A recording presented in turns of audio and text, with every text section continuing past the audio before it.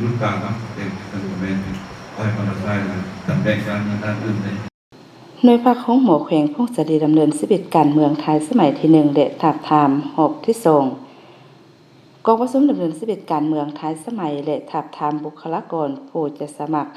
คณะหน่วยพักสมัยที่2หอบที่2ของหน่วยพักของหมอแขวงที่ขึ้นกับคณะภาคทานแผนกสาธารณสุขแขวงพงศดีได้จัดขึ้นในตอนเช้าของวันที่5มิถุนายน2025นี้ที่ห้องประชุมของหมอแขวงโดยการเป็นประธานของสหายดร.ไซนุภาพสุจันทร์เลขาคณะภาคฐานหัวหน้าแผนกสาธารณสุขแขวงพงศดีเข้าร่วมมีคณะหน่วยภาคคณะบุคลากรคันแขวงตลอดฮอดสมาชิกพรรคหน่วยภาคดังกล่าวเข้าร่วมในกองประชุมสหายดร.คำเพชรจอมอุ่นมีไซเลขาหน่วยภาคอำนวยการของหมอแขวง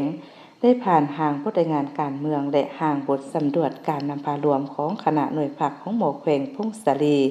สมัยที่1ระยะ5ปี2021-2025ผ่านมา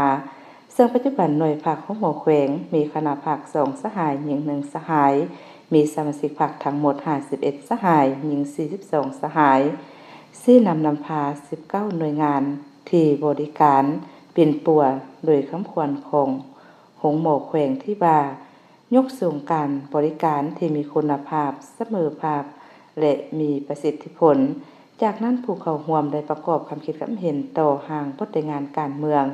ห่างบทสำรวจการนำพารวมและบุคคลในคณะหน่วยภาคตามการก่อสร้างภาคปลอดภัยเข้มแข็งแด่นักแน่นเพื่อกักเกี่ยมดำเนินกองประชุมใหญ่สมาชิกพรรคของหน่วยภาคสมัยที่2พร้อมนั้นคณะบุคลากรคันแขวงได้ผ่านมาฐานเงื่อนไขของผู้สมัคร